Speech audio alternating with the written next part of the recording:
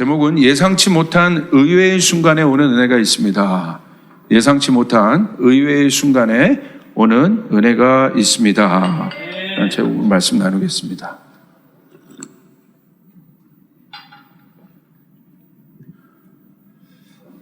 은혜란 게 참 신비해요. 은혜란 게 사실은 우리가 하나님을 알 수 있는 것은 사실 은혜인 거죠. 하나님을 알 수 있는 마음을 주신 것도 은혜. 그러니까 이제 은혜라고 하는데 그 은혜가 뭔지 우리가 조금 더 깊이 보길 원합니다. 여러분, 하나님의 말씀은 구약과 신약으로 이루어져 있습니다. 말씀에 응답이 되신 예수 그리스도를 중심으로 이렇게 나누어 있습니다. 이것은 말씀이 분리된다는 의미가 아닙니다. 말씀의 패러다임, 그러니까 말씀이 어디에 더 중점을 두고 있느냐에 대한 만약의 나눔일 것입니다. 구약은 이제 율법에 중점을 두고 있고 신약은 은혜의 패러다임에 중점을 두고 있습니다. 말씀은 같기 때문에 어느 것이 더 좋고 나쁜 개념은 아닙니다. 구약이 더 나쁘고 신약이 더 좋다, 아니면 반대로 그렇다, 그런 개념이 아니에요. 하나님의 말씀은 동일합니다. 구약의 말씀은 율법으로 이해되어지고 이어되어집니다. 율법은 어떤 특성이 있습니까? 분명하죠. 선명해요. 딱 들어맞아야 돼요. 오차가 없어야 됩니다.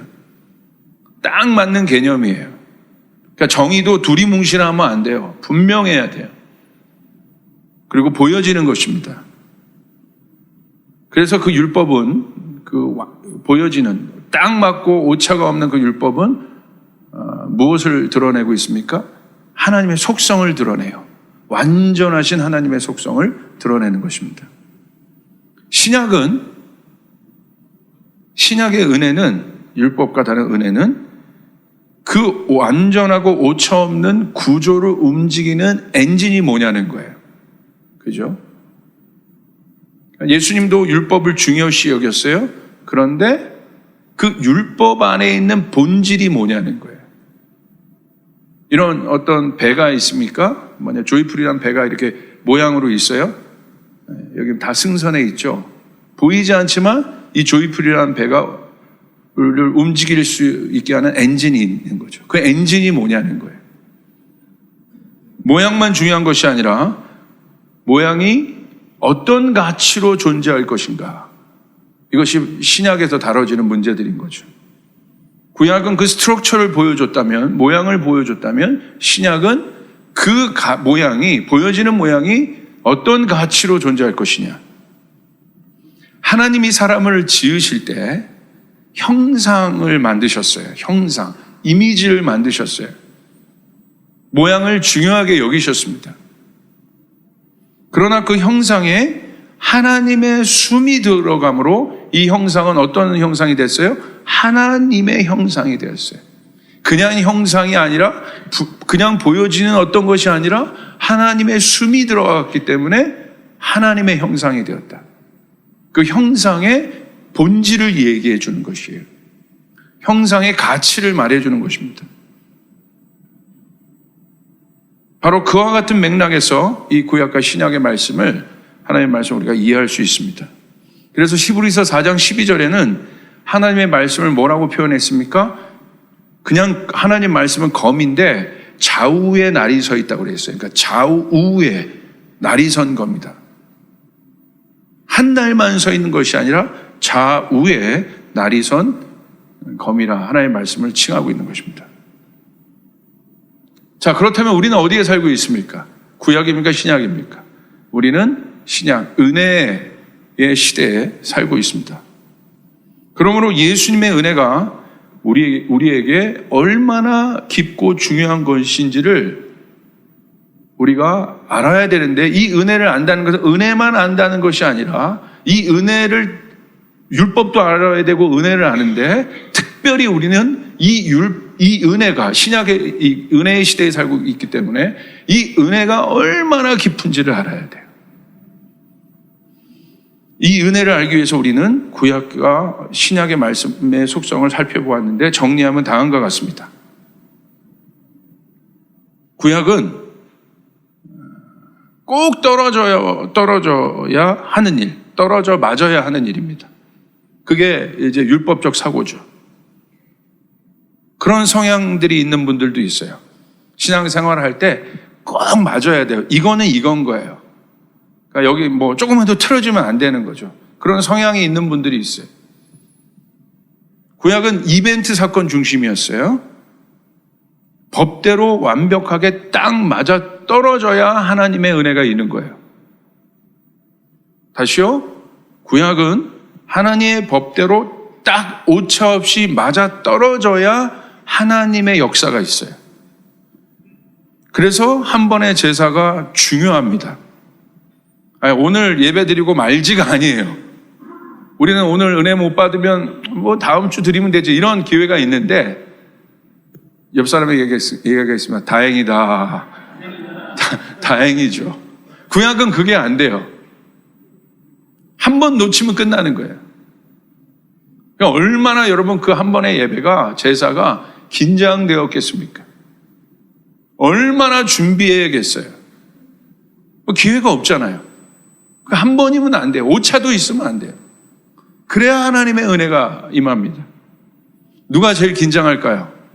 예배 준비하는 스태프들이 긴장하겠죠. 레위인들이. 난리가 날 거예요. 제사 전에. 제사장 지금 방울 하나를 잘 달았어? 잘 달았어. 뭐 난리가 났을 거예요. 어영부영, 뭐 예배팀 마찬가지죠. 뭐 레위인들도 뭐 악기 점검하고 막 난리 났어요. 악기가 부정타지 않게 막 준비해놓고 막 난리가 났을 거예요. 그래야 하나님의 은혜가 오니까. 엄청 준비를 했을 거예요. 예배팀 신약에 있음을 아멘으로 여기시길 바랍니다. 예, 아멘이 커지죠. 아멘. 예. 개념이 정확합니다. 명확합니다. 선이 분명합니다. 구분이 있습니다. 바로 그와 같은 구분이 하나님을 경외하는 마음으로 그들에게 나타나요. 그들이 구분을 만들어요. 안식일도 만들고 할례도 만들고 제사도 만들어요.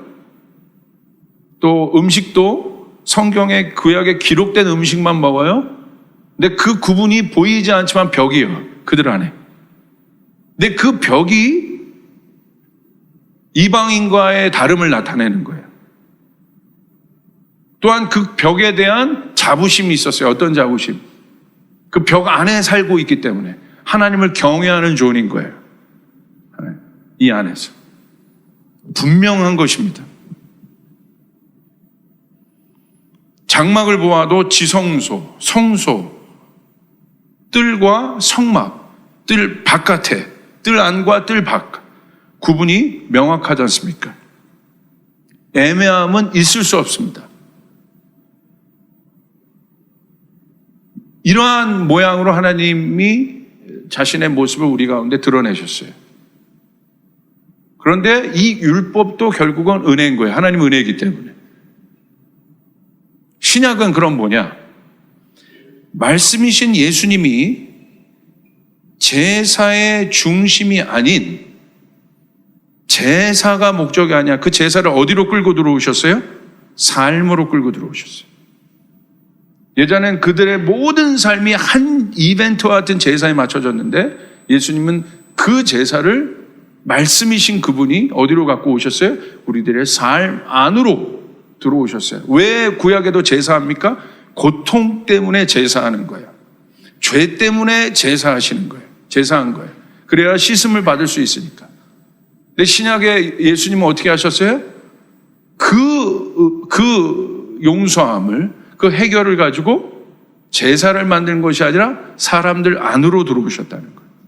우리의 일상 안으로 들어오셨다는 거예요. 고통 안으로 들어오셨다는 거예요. 예수님의 관심은 사람들이 어떻게 살고 있느냐였습니다.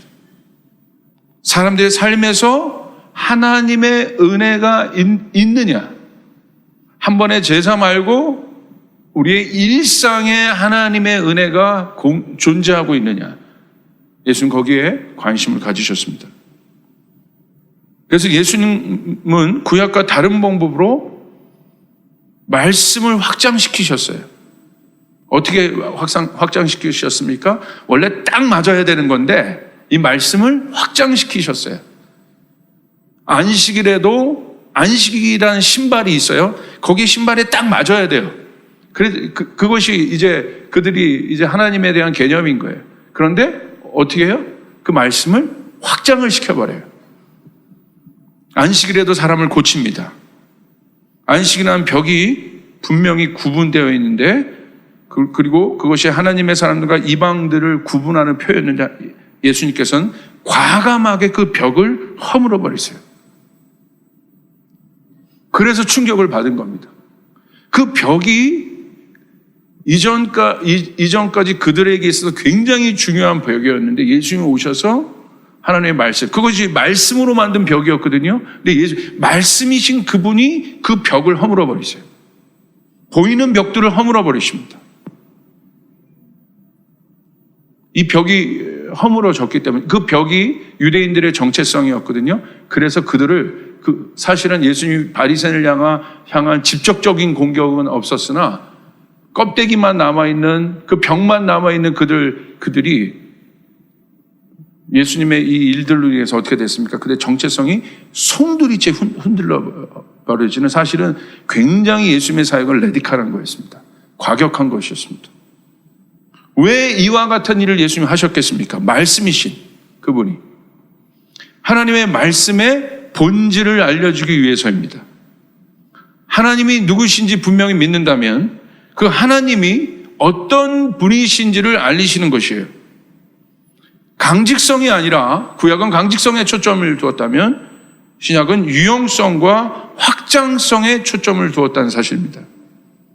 그렇다고 여러분 그 강직성이 나쁘다는 것이 아닙니다. 내가 내 신앙을 강직하게 지키고 있다는 것이 나쁘다는 것이 아니에요. 반드시 있어야 돼요. 율법이 나쁜 것이 아니에요. 우리가 율법을 알아야 죄를 알 수 있는 것이에요. 그래 하나님을 알 수 있는 것이에요. 여러분 죄에 대해서는 우리가 강직해야 되는 것입니다. 자, 이게 포인트예요. 그러면 왜 신약에 와서는 그 강직성이 유연성으로 바뀌게 됐을까? 다시요. 죄에 대해서는 단호해야 됩니다. 죄에 대해서는 강직해야 됩니다. 그런데 신약에 와서는 왜 예수님이 예전에는 구약에서는 용납받지 못할 그런 죄인들, 돌로 쳐 죽여서 마땅할 그런 죄인들을 예수님이 신약에 와서는 왜 용납해 주십니까? 그 이유가 무엇이겠습니까? 똑같이 예수님이 율법을 말씀으로 대하시는데 뭐가 어떤 것이 차이겠습니까? 여기에 아주 중요한 기준이 있습니다. 그게 바로 뭐냐면 메시아가 왔다는 거예요. 구세주가 왔다는 거예요. 결국 구약의 이스라엘 백성들도 그 문제, 자신 안에 있는 모든 문제를 해결하기 위해서 율법대로 살고 율법에 써 있는 대로 제사를 드림으로 죄 사함을 받았어요. 절기마다, 때마다, 정한 시기에. 근데 이 문제를 온전히 때와 절기를 넘어서 해결할 한 분이 오신다는 것을 알고 있었어요. 그분이 누구예요? 메시아예요. 구세주신 거예요. 근데 여러분 보십시오. 그분이 오셨습니까? 안 오셨습니까? 그분이 오셨습니다.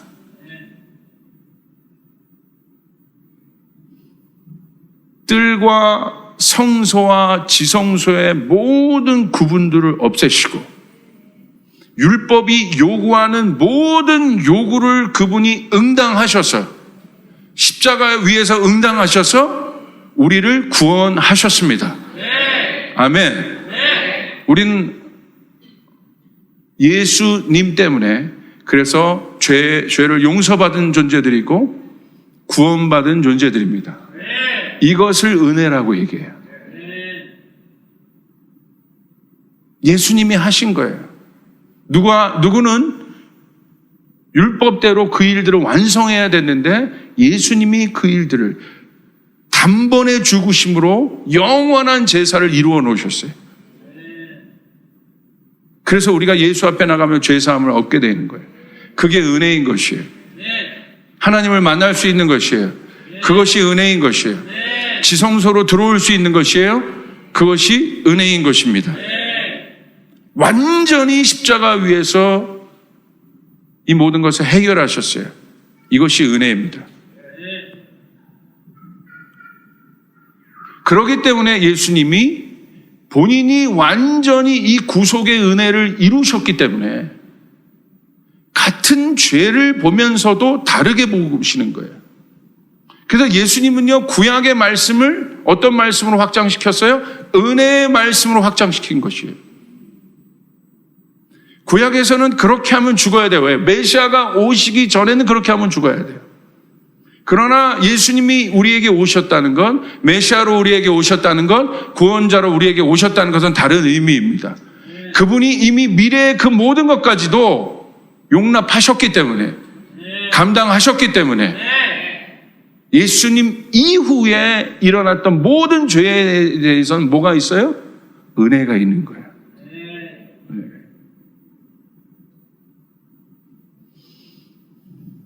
여러분, 마가복음 2장 22절을 보십시오. 이걸 이렇게 정리하십니다.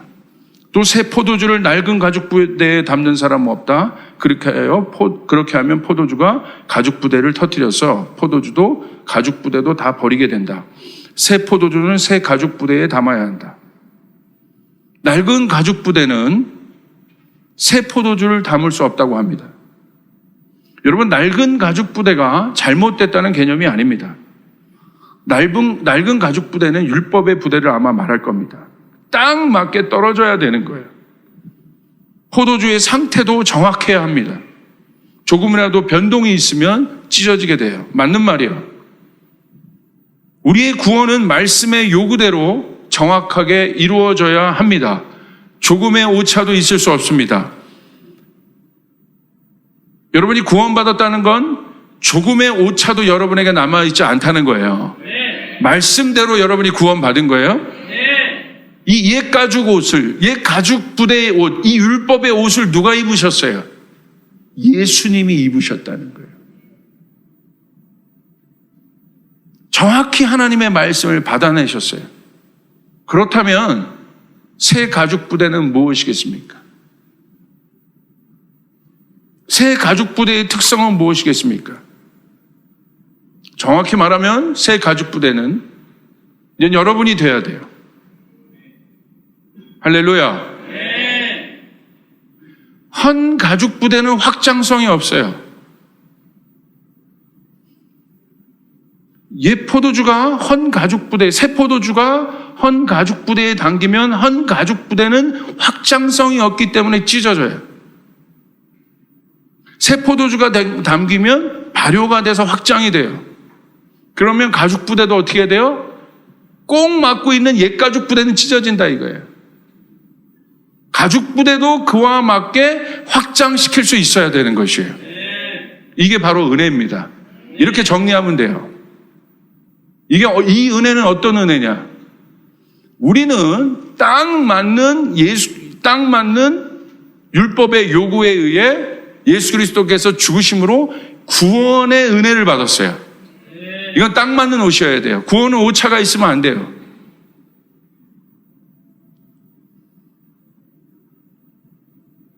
그런데 우리가 이제 생각해야 될 은혜는 구원의 은혜를 말하는 것이 아닙니다. 구원은 여러분이 다 받은 거예요. 은혜로 여러분은 구원을 입었습니다. 믿으시면 아멘 합시다. 우리 옆 사람에게 한번 고백해. 당신은 은혜로 구원을 입으셨습니다. 여러분 맞습니까? 우리의 은혜가 구원에 머물러 있으면 안 된다는 거예요. 그 구원의 은혜는 우리에게 이미 주어졌습니다. 이제 확장돼야 돼요. 이 은혜의 개념이 확장돼야 돼요. 구원의 은혜에 머물러 있으면 안 되는 것이에요. 더 깊은 은혜로, 더 확장된 은혜로 더 넓은 은혜로 확장이 돼야 되는 것이에요. 근데 아직도 신앙생활 하면서 대부분의 사람들이 이 구원의 은혜에 머물러 있습니다.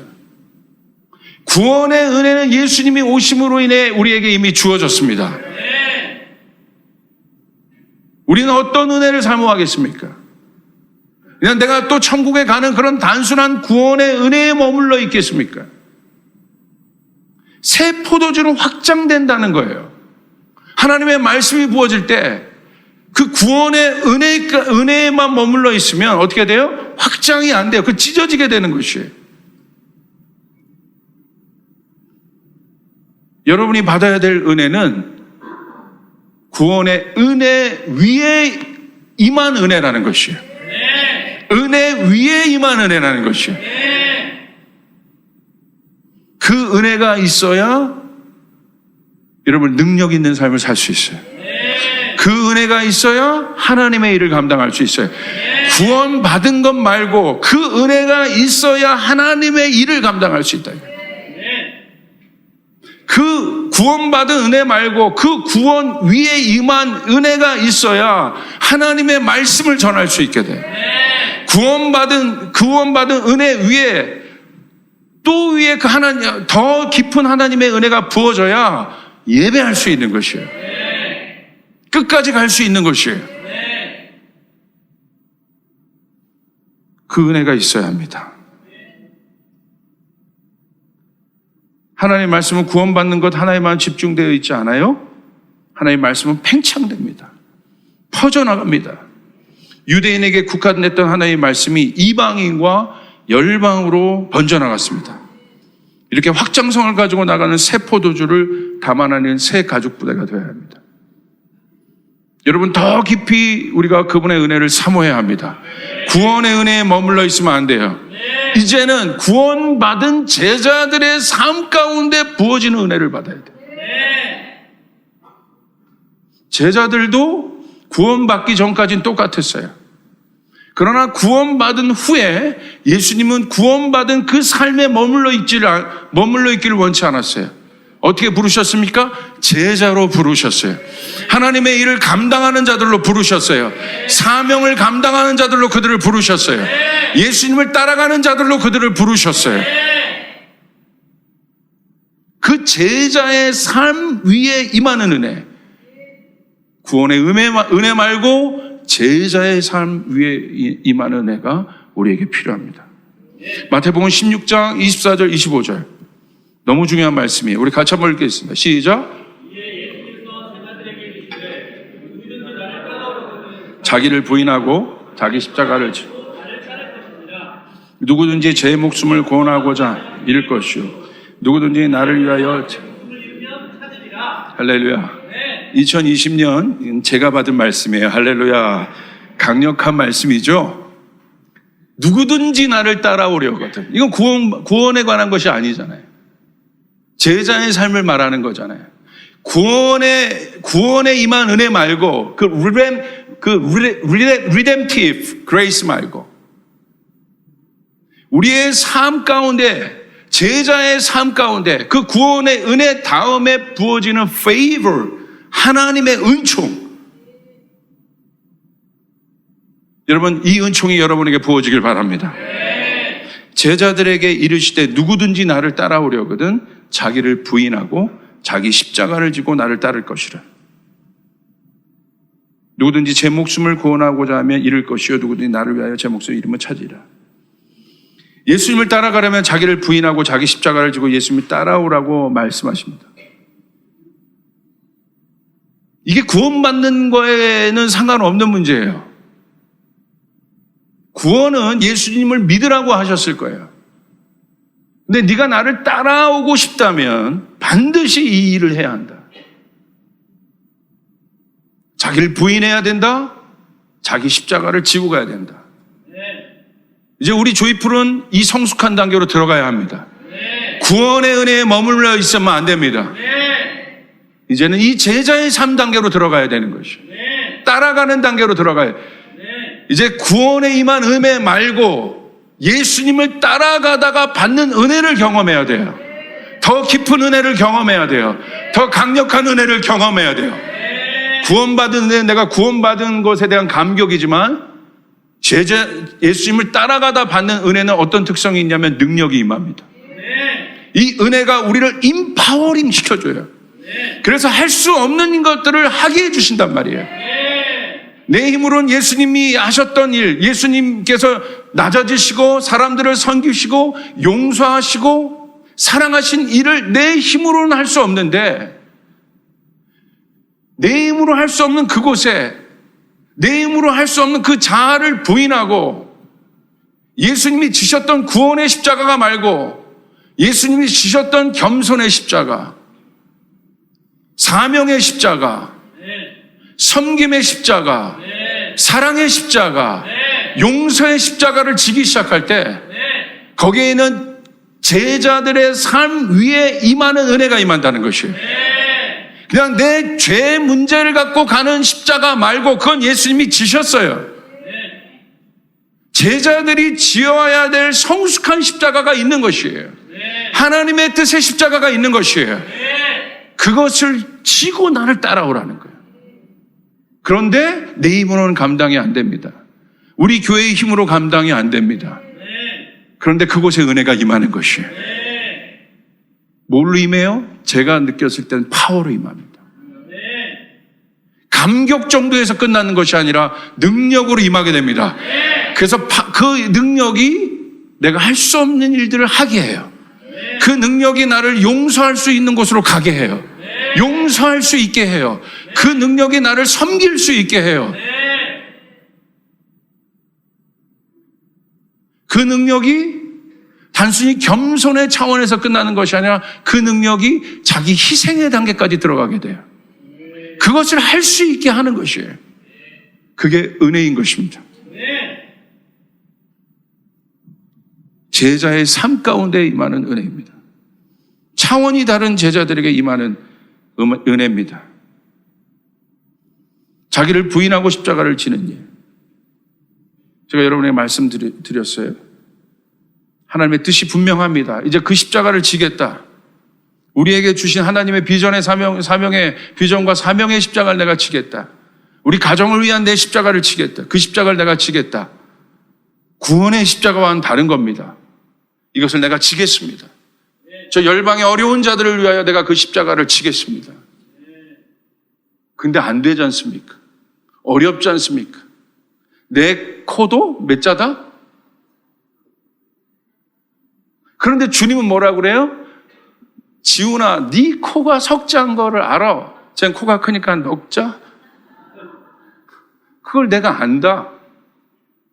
그런데 성경은 뭐라고 했어요? 그러나 난 네 마음도 알아. 네 마음에 나를 따라오고 싶어하는 마음도 안다. 그런데 너의 한계도 알아. 네가 질 수 있는 십자가의 그 한계도 알아. 그런데 나를 따라오려면 네 안에 있는 그 두려움의 자아를 부인해야 돼. 네 안에 있는 그 궁핍함의 자아를 부인해야 돼. 네 안에 있는 그 멈춤거림의 자아를 부인해야 돼. 네가 나를 따라오려거든 네가 질 수 있는 십자가가 정해져 있지만 감당해야겠다고 얘기해야 돼. 어려워도 그 너의 어깨를 짓누를 만큼 무거운 열방의 십자가여도 네가 지겠다고 얘기하는 그 순간, 네가 지려고 말하는 그 순간 나의 은혜가 너에게 임하게 될 것이다. 할렐루야. 그래서 두 번째 임하는 은혜는 능력으로 임하게 되는 것입니다. 감당할 수 있는 은혜인 것이에요. 우리는 첫 번째 그 redemptive grace에 머물러 있으면 안 돼요. 그냥 구원받았다는 은혜에 머물러 있으면 안 되는 것이에요. 두 번째, 이 모든 것을 감당하게 할 하나님의 은혜가 부어져야 되나. 이제는 두 번째 단계의 은혜를 여러분 사모하셔야 됩니다. 여러분 믿습니까? 그 은총이 내게 임해야 됩니다. 페이버가 임해야 됩니다. 하나님의 페이버, 은총은 무엇이냐? 내가 할 수 없는 일을 하게 한 것. 그게 은총이에요. 은총이란 건 은혜도 내가 어떤 속성이 있어요? 구원도 내가 뭘 잘해서 내 행위가 좋아서 구원받은 게, 내가 좋은 사람이어서 구원받은 게 아니잖아요. 그냥 거저 주신 거잖아요. 주님이 페이하심으로. 두 번째 이 은혜도 마찬가지입니다. 결국 내가 감당할 수 없어요. 그러나 두 번째 은총도 뭐예요? 페이버예요. 우리가 자기를 부인하고 그 십자가를 지고 주님을 따르면 내가 할 수 없는 일들을 하게 하십니다. 할렐루야. 이 두 번째 은총을 사모하셔야 돼요. 두 번째 은혜를 사모하셔야 돼요. 은혜 위에 은혜를 사모하셔야 되는 것이죠. 할렐루야. 이게 바로 첫 번째 제자들은 구원받은 은혜를 경험했어요. 예수님 가면서 십자가 위에서. 그러나 두 번째 그들의 은혜는 뭐였습니까? 그들이 할 수 없는 일들을 감당했어요. 그게 페이버인 거예요. 그들이 바울과 실라가 옥에 갇혔습니다. 그들이 할 수 있는 일이 찬송밖에 없었어요. 그런데 하나님의 은혜가 임한 것이에요. 옥문이 열려지는 역사가 일어나게 되는 것입니다. 능력으로 나타납니다.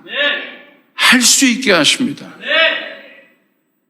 할 수 있다 하시니는 나의 능력 주 하나님 의심 말라 하시고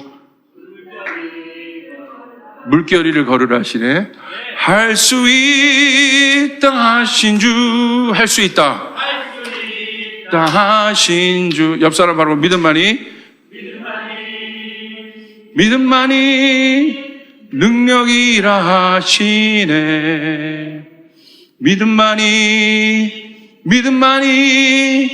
능력이라 하시네. 저희 불교에 뭐 바깥에도 세련돼서 왔는데 무슨 옛날 노래 이렇게 부흥회처럼 갑자기 이거 목사님이 중간에 이렇게 한 거 부흥회 스타일이잖아요. 상관없어요. 저는 등소평의 흥묘백묘를 좋아해요. 흰 고양이든 검은 고양이든 쥐만 잡으면 돼요. 은혜만 받으면 되는 것이. 할렐루야.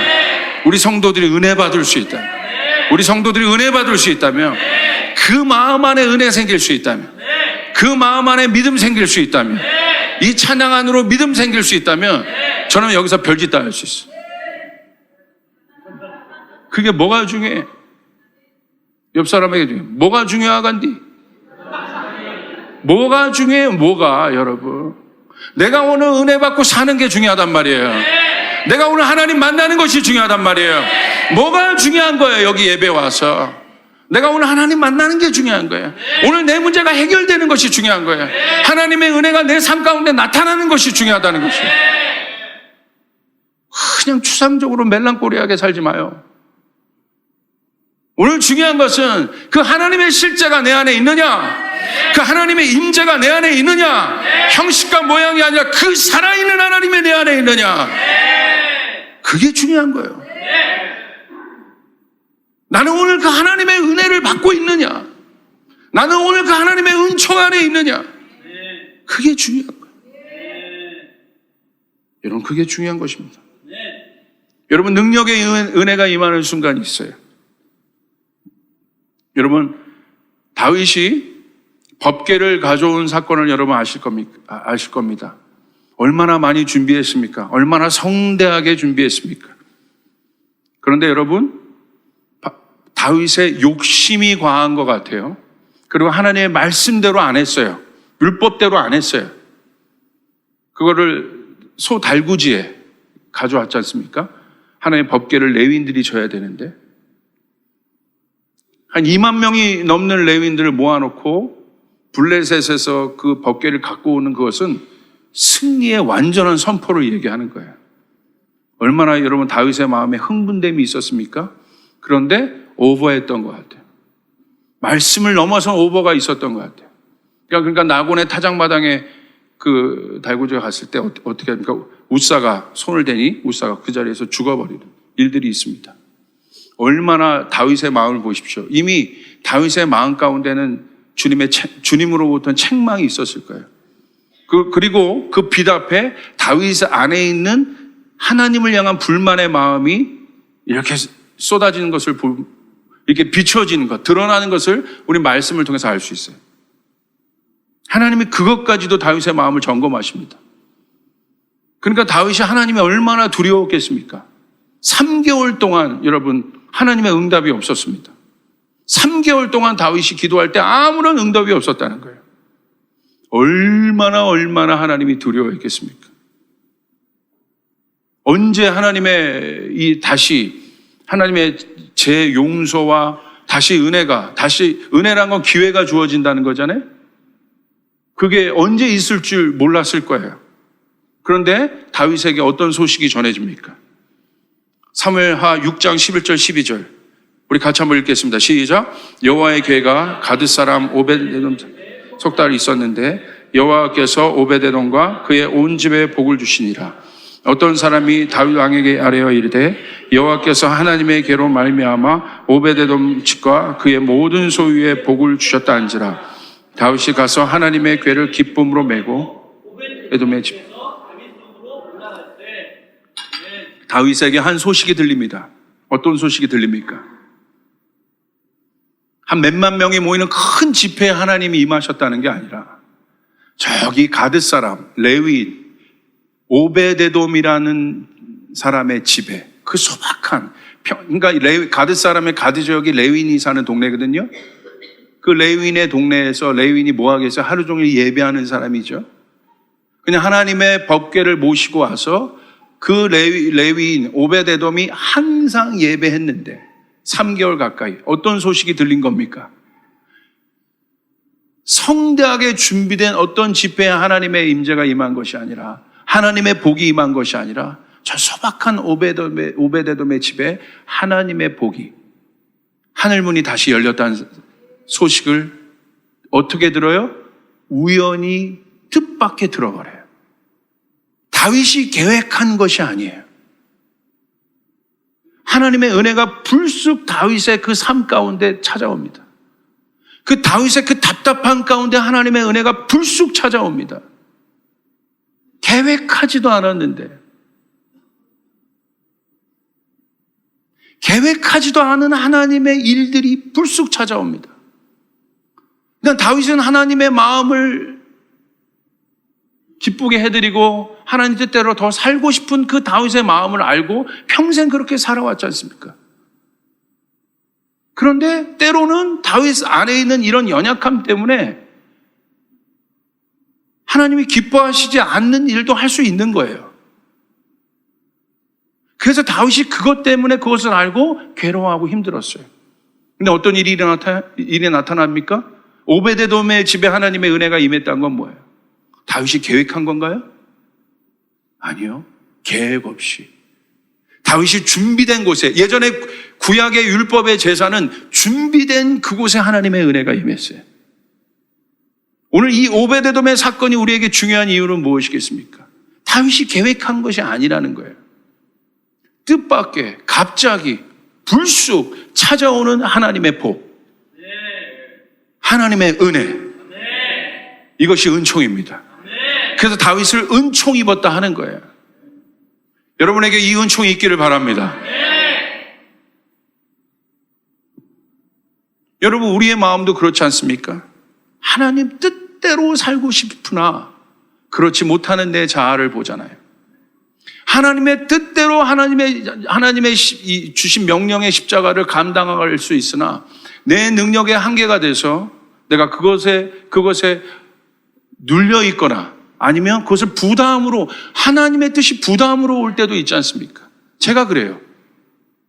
하나님이 저에게 주신 이 복, 조목사 교회는 중동을 섬기고 난민을 섬기고 온 열방을 선교로 섬겨라. 제가 여기서 막 이렇게 선포하며 얘기하고 있지만 솔직히 말하면 너무 부담스러워요. 내가 나를 알아요. 내 영성도 지키기 급급한 목사인데 사실 이렇게 설교하는 것도 전 부끄러워요. 왜? 그만큼 못 살거든요. 말씀한 것만큼 내가 못 살아요. 말만 잘하는 거예요. 너무 그렇다고 저를 그런 식으로 눈으로 저를 그렇게 보시면 어떡해. 사실 말만 잘해요. 말한 만큼 못 살아요. 그것으로 오는 부담감이 많아요. 그 못난 자아도 있어요. 그런데 이런 나에게 주님이 선교를 얘기하시고, 그것도 어디 선교요? 꼭 센 선교. 어디요? 일본. 또 어디요? 일본에 가면 여러분 맛집이야 좋지 선교하려고 가보십시오. 여러분 그건 거의 뭐 난공불락이다. 또 어디 말씀하셨어요? 중동. 중동은요, 일단은 가기가 싫어요. 왜? 일단 너무 멀어요. 제가 요번에 그 터키 NK 집회 가는데요. 비행기를 골라서 이렇게 탔거든요. 19시간이 걸리더라고요. 비행기 시간.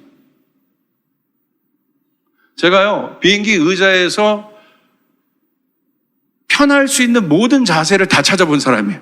이렇게. 이야, 이게요, 보통 힘든 거예요. 그래서 20시간 거쳐, 거의 하루 걸려서 거기 갔죠. 이틀 자고 또 20시간 걸려온 거예요. 그러니까 이걸 왜 가야 되냐, 이게. 그냥 뭐 돈만 후원하고 또 이렇게 할 수 있는데 왜 내 몸이 거기 가야 되냐, 이거예요. 그렇다고 우리 교회가 후원 안 합니까? 후원합니다. 선교에 대한 열정도 있습니다. 이렇게 많은 또 단기 선교팀 보내잖아요. 안 하는. 근데 굳이 내가 왜 거기를 가야 되냐, 이거예요. 이번에 또 MK, PK들이 다 모이는데, MK, PK는 거기 있는 선교사님 자녀들, 뭐 중동에 있는 선교사님 자녀들도 어렵잖아요.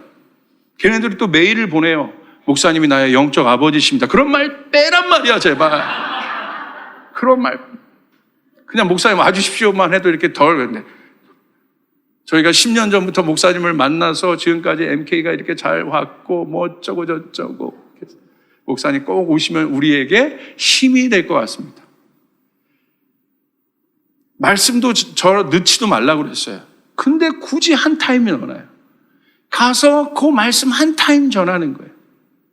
그런데 내가 왜 가야 되냐, 이거, 거기. 영상 메시지로 하면 안 돼요? 굳이 왜 20시간을 걸려 거길 가야 되냐?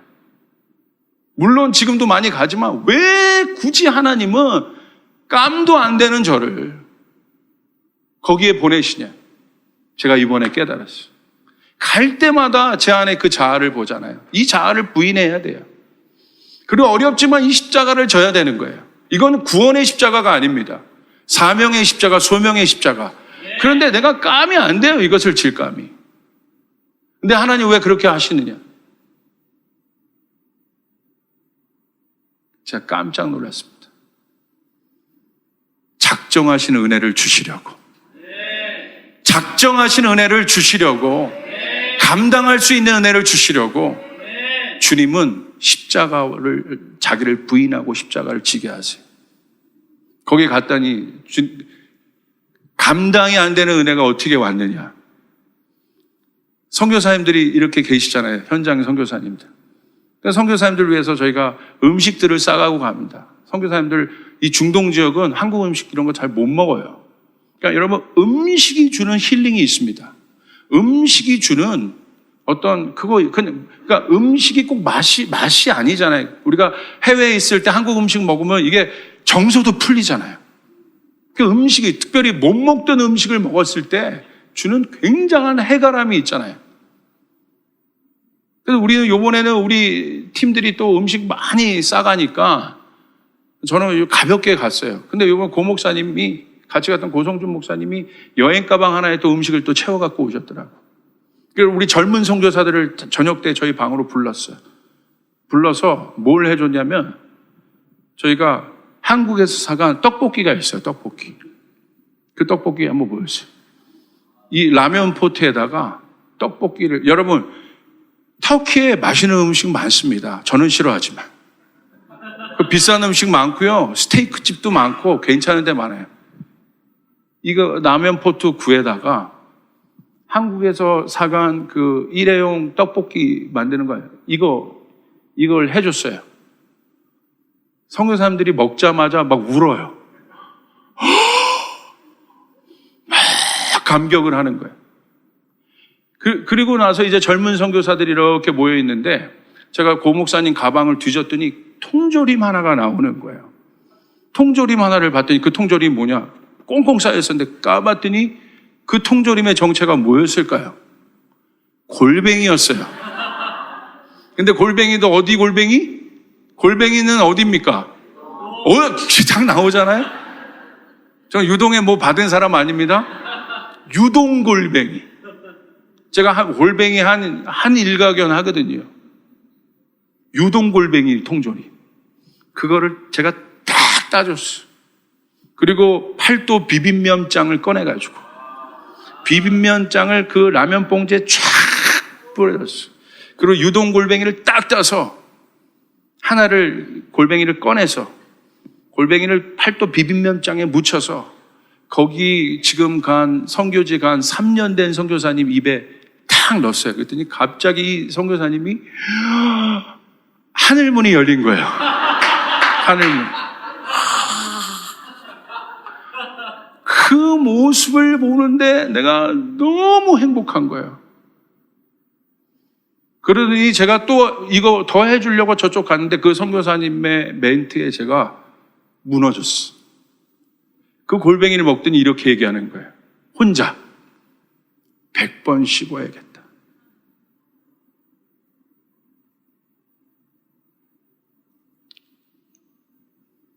번 씹어야겠다.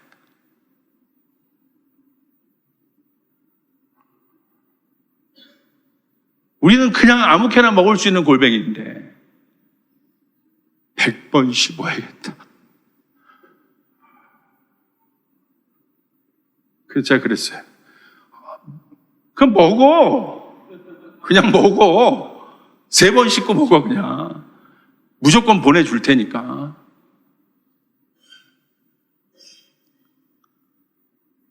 주님의 은혜가 훅 찾아오는 순간. 주님의 은혜가요. 유동골뱅이에 100번 씹어 먹어야겠다에 찾아. 내가 왜 여기 와야 하는지. 내가 왜 여기 왔어야 하는지. 제가 여기 와서 거창한 어떤 사역을 한 게 아니라 그 한 영혼의 마음. 주님의 종. 한 선교사님이 골뱅이 하나 먹고 너무 좋아서 100번 씹어야겠다. 그 한마디. 그분이 은혜 받은 게 아니라 제가 은혜. 떡볶이를 만들면서 눈물이 나는데 계속 한량 없는 눈물이 거기서 제 마음 안에 또 가야겠다. 또 가야겠다. 어떤 일이 있어도 가방 가득가득 채워 가야겠다. 그리고 제가 오는데 제가 새벽 비행기를 타려고 아침 일찍 호텔에 나왔어요. 나 새벽 비행기잖아요. 근데 MK 애들이요. 잠도 안 자고 새벽에 다 배웅 나와 있는 거예요. 그러더니 저희 딸이 이번에 못 갔거든요. 거기도 PK인데. 거기 대표 하나가 목사님 엘라 갖다 주세요. 선물 하나를 준비했는데 거기에 또 그리고 왜 잠도 안 하고 나와 있어. 거기서 애들이 목사님 막 힘내세요 그러는데 계속 집회 때 오히려 저는 MK는 저주야 막 그러면서 저는 설교했어요. MK가 도대체 뭔데?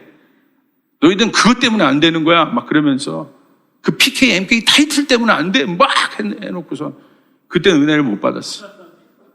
근데 애들이 나와서 목사님 얘네들이 10년, 20년 이 미래의 선교계를 질고 나가요.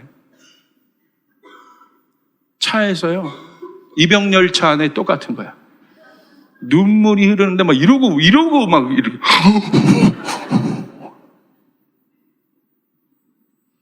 하나님의 은혜가 느닷없이 불쑥 찾아오더라고요.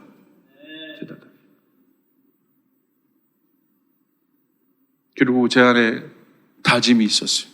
하나님 끝까지 감당하겠습니다. 하나님은 은혜를 주시는군요.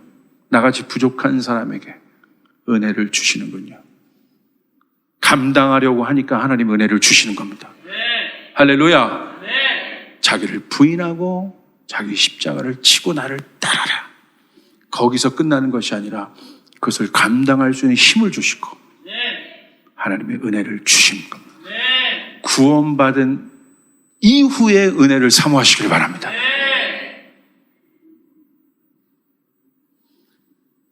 여러분 부모님들, 여러분 자녀들이 선교지로 나가게 있어요. 생각해 보세요. 여러분 자녀가 골뱅이 하나 먹었는데 100번 씹어야겠다 그러면 어떡했어요?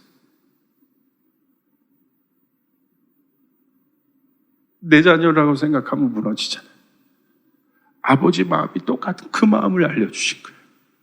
하나님 아버지의 마음. 그렇죠? 내 자녀. 그 필드에서 뛰고 있는 나의 종들. 목숨 걸고 뛰고 있는 나의 종들. 여러분 주님 나라를 위해 뛰시길 바랍니다. 하나님이 그 은혜를 주실 겁니다. 내가 구원받은 은혜 이외의 은혜를 하나님이 여러분에게 주실 것입니다. 이번 선교팀 가는데 골뱅이 많이 싸갈 것 같아요. 할렐루야. 우리 주님께 영광의 박수 올려드리겠습니다.